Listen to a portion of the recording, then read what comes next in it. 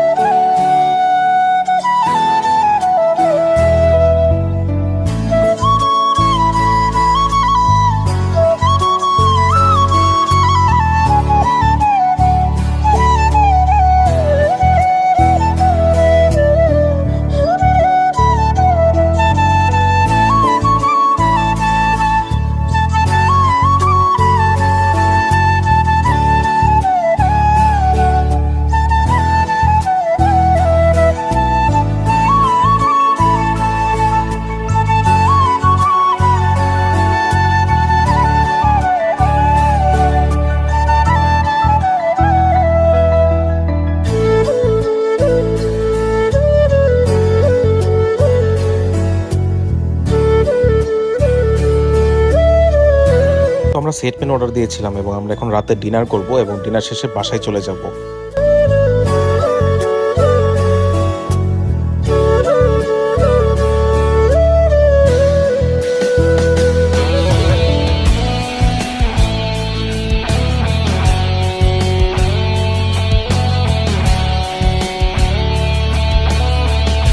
তো দেখতে দেখতে আমাদের আজকে ভ্লগটা এতটুকু পর্যন্তই। আপনারা সবাই আমার ফ্যামিলির জন্য দোয়া করবেন, আমার আব্বু আম্মুর জন্য দোয়া করবেন, এবং আপনাদের সাথে অতি শীঘ্রই আবারও দেখা হবে আমাদের নতুন কোনো একটি ভ্লগে। এই পর্যন্ত আপনারা সবাই সুস্থ থাকুন, ভালো থাকুন, এই কামনা করে আমি আমার আজকে ভিডিওটি শেষ করছি। আল্লাহ হাফেজ।